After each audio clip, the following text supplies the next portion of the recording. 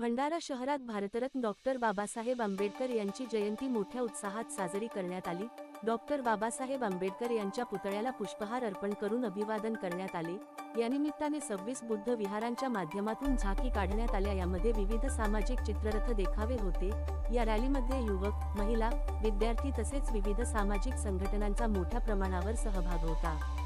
जय भीमच्या घोषणांनी परिसर दणाणून गेला। शहरातील सर्व प्रमुख चौकमध्ये भोजनदानाचे आयोजन करण्यात आले होते।